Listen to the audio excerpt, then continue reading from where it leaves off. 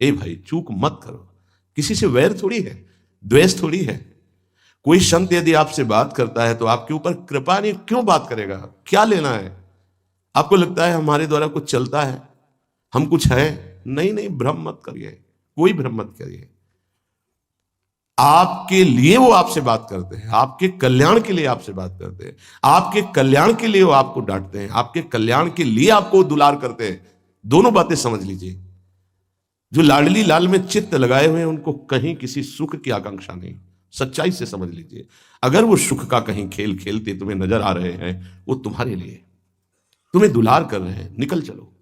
तुम्हें डांट रहे हैं, निकल चलो। तुम्हें प्यार कर रहे हैं, निकल चलो। तुम्हारे मन को अपने प्यार में फांस करके श्री जी के चरणों में समर्पित कर देना, यही काम है।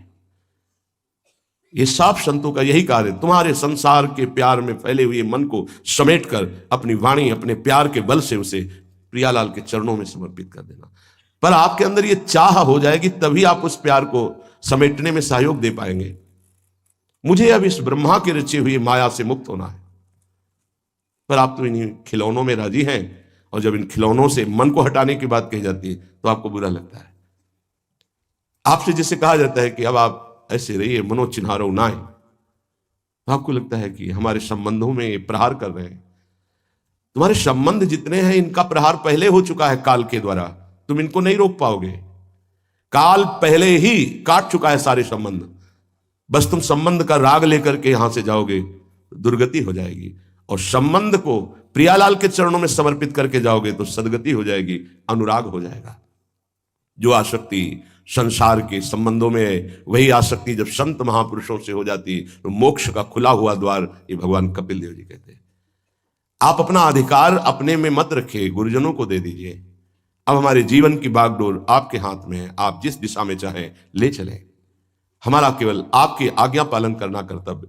तो कह रहे कदापि चिन्मयादुपरि चेत स्पृहा रोहिणी, यदि तुम्हें इस चेतन अचेतन जगत से मुक्त होने की इच्छा जागृत हो गई है तो पहला, स्नेह का संबंध किसी से मत रखिए। स्नेह का संबंध केवल प्रियालाल से रखिए। वही स्नेह जो माता में, जो पिता में, जो भाई में, जो बंधु में, पत्नी में, पुत्र में, वही स्नेह प्रियालाल को चाहिए। आप और सब कुछ दो, भगवत प्राप्ति नहीं होगी। ये स्नेह दे दो तो भगवत प्राप्ति पक्की हो जाएगी। सबसे स्नेह करो श्यामा श्याम के संबंध से। हमारा स्नेह का संबंध श्यामा श्याम से, श्यामा श्याम के संबंध से स्नेह, कोई फर्क नहीं पड़ेगा। पर आपको अभी ये कला नहीं आती है।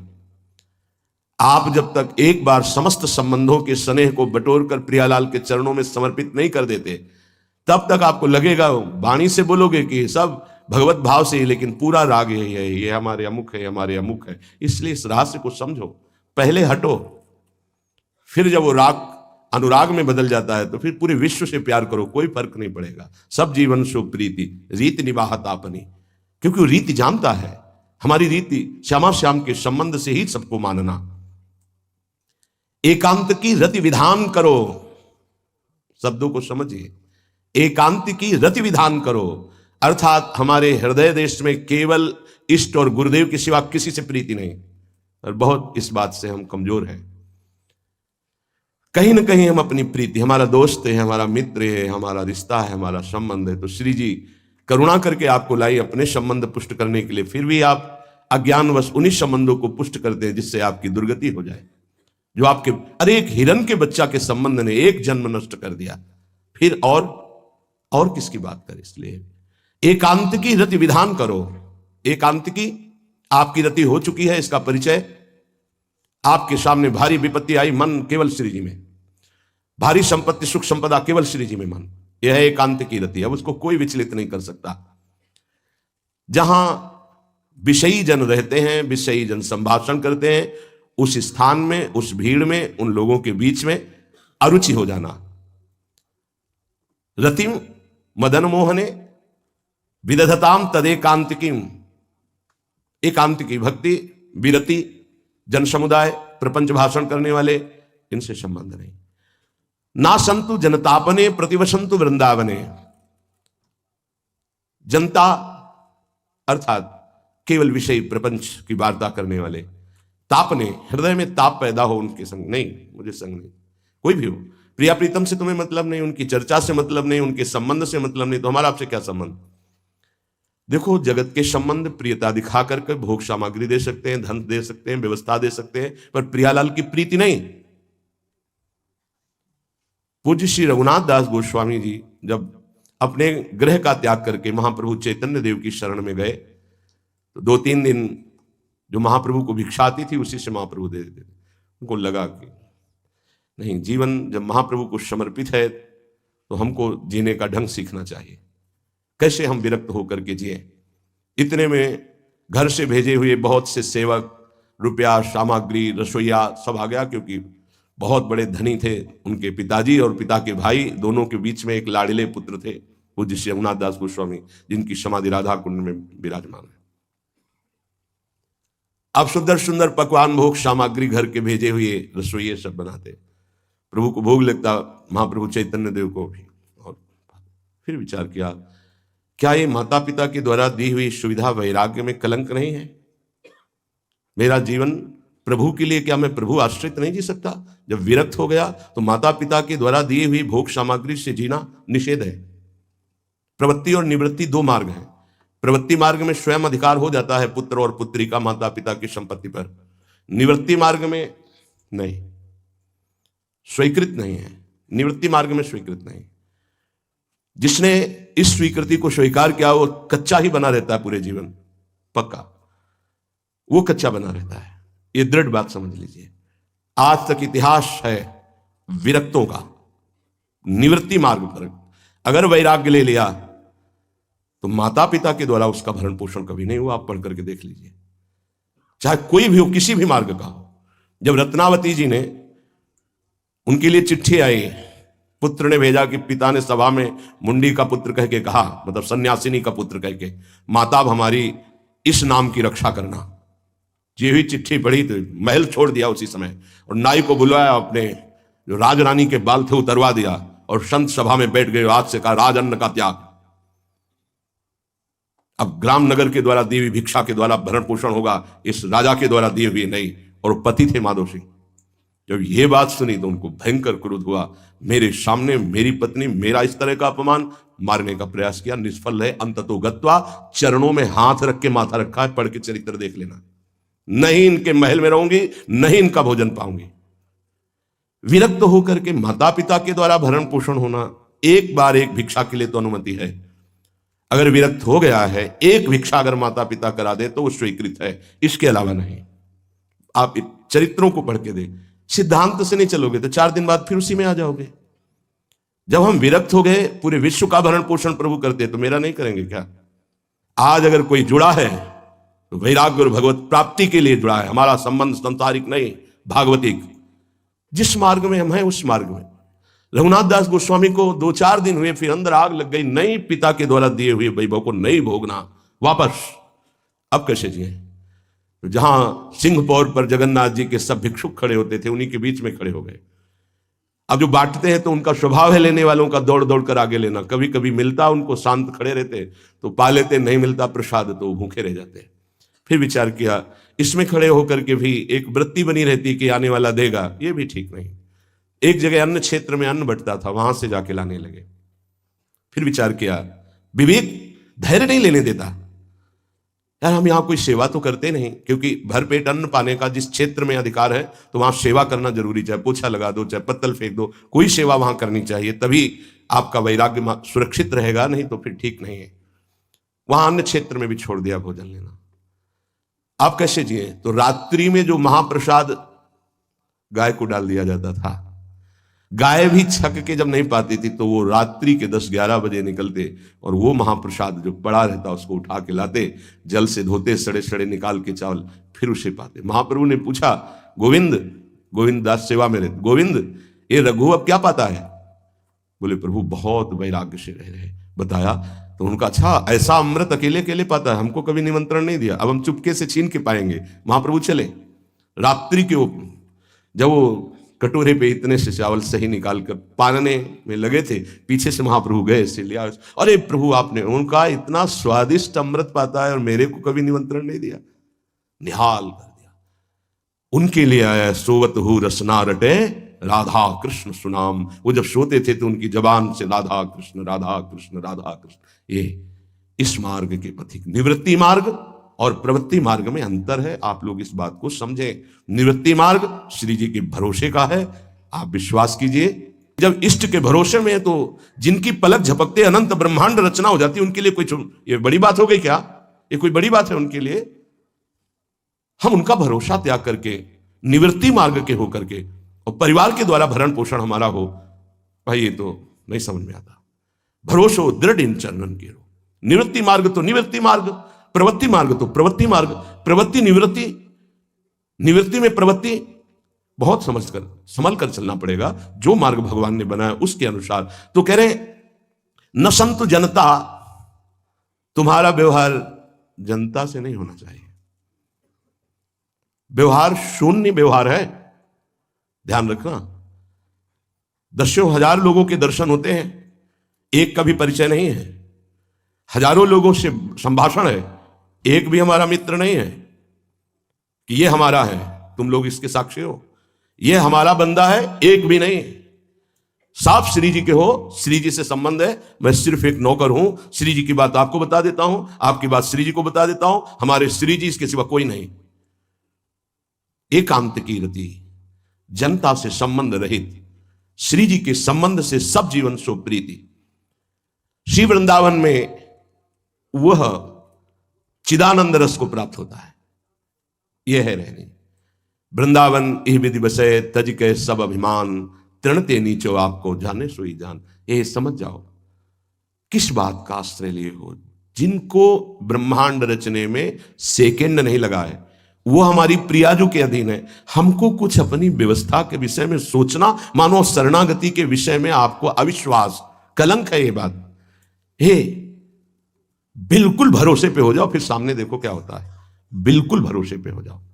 गुरुजनों ने कभी भी अन्य आश्रय नहीं होने दिया, कभी भी। अन्य जगह जगह बचाते। वो जानते हैं कि अन्य आश्रय, धन का आश्रय, वस्तु का आश्रय, व्यक्ति का आश्रय, ये तुमसे सच्ची बताते हैं, गुरुजनों की कुछ बातें बाद में समझ में आती, पहले समझ में नहीं आती।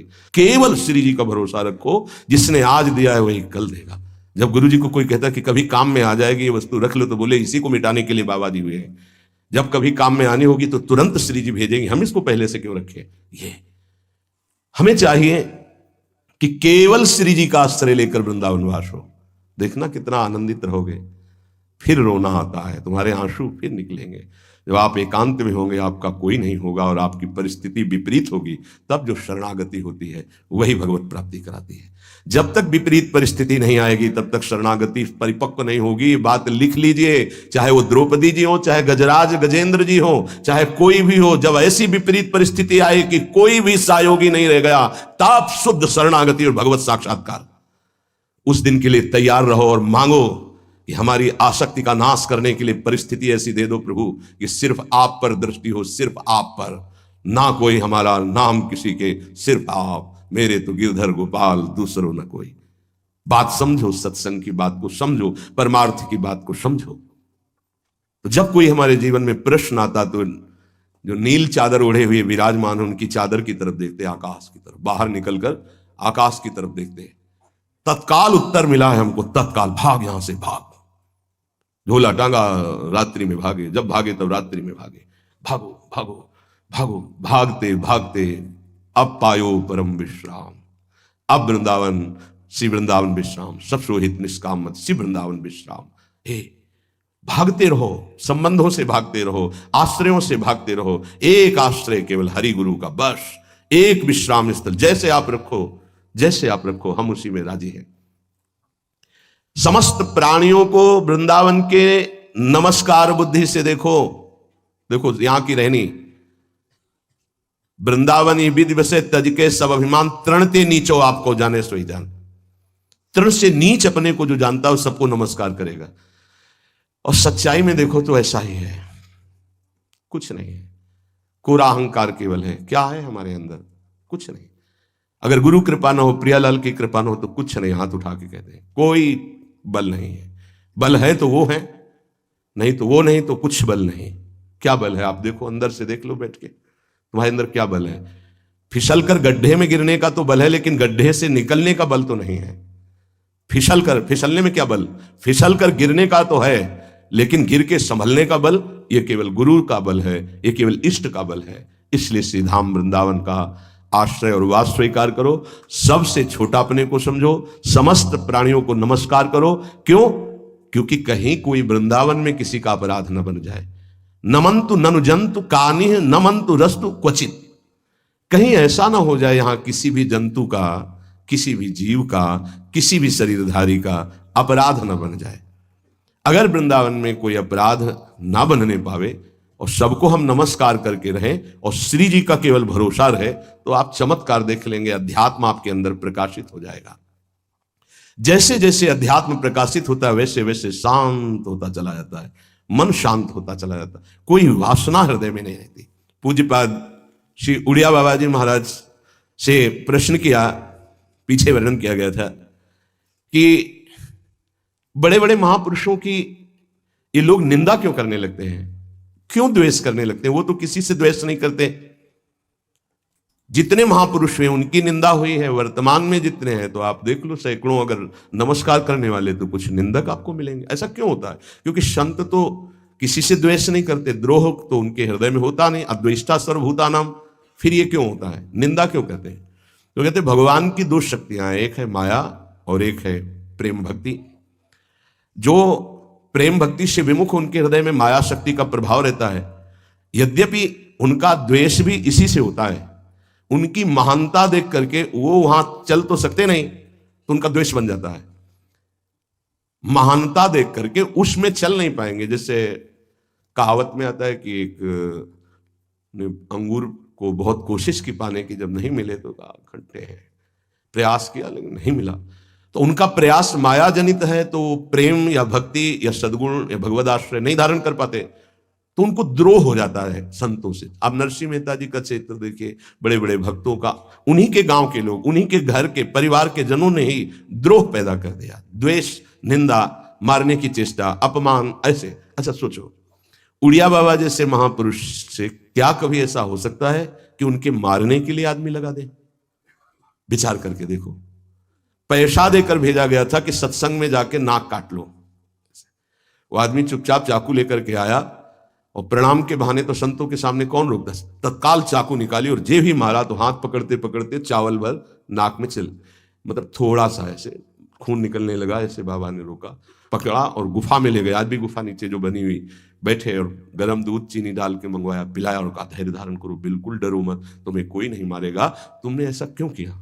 तो रो पड़ा संत कृपा देख के और कहा बाबा मुझे इतने 1000 रुपए देने की बात कही गई थी कि बाबा मैं गरीब आदमी हूँ, पैसे के लोभ से बुद्धि मारी गई। उन्होंने कहा बस तुम ऐसे नाक में चाकू मार देना ऐसा।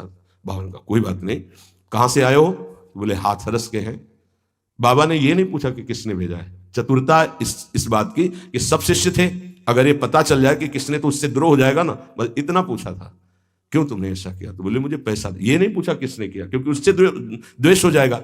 अपने शिष्यों से कहा शपथ है हमारी, इसे डांटना भी नहीं और हाथरस की बस में सुरक्षित बैठाल करके आओ, चलो जाओ। बोलो ऐसे महापुरुष को फिर बाद में लीला, द्वेष की हद हो गई, संसार द्वेष की सूली पे चढ़ा दिया, जहर पिला दिया। मीरा जी को जहर पिला दिया, प्रहलाद जी को क्या? क्यों ऐसा करते हैं लोग? बोले माया से आसक्त चित्त वाले जब भक्त को देखते हैं तो उनके अंदर गाली देने का मन होता है, जलन पैदा होती है। स्वभाव ऐसा स्वाभाविक है। उनके हृदय में इतना द्वेष पैदा होता है कि वो दुष्ट हृदय कैसे इनकी हानि हो, बस ये सोचते हैं कैसे इनकी। बड़ा विचित्र खेल है ये संतों के साथ। क्यों? पलटू बाबा को अयोध्या में झोपड़ी में ही आग लगा दी आसपास से। ऐसा क्यों होता है?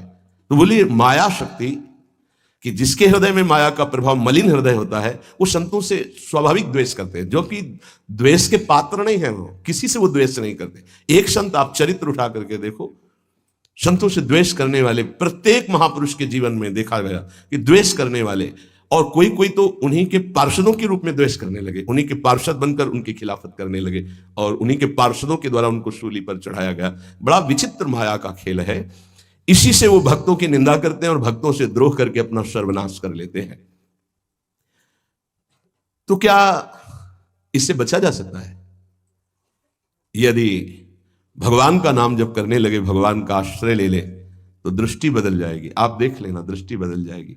नाम जापक सहृदय होता है, वो घोर पापी पर भी प्यार करता है। लोग समझते नहीं उनके हृदय को। घोर पापी को भी वो प्यार करके भगवान से मिलाना चाहते हैं।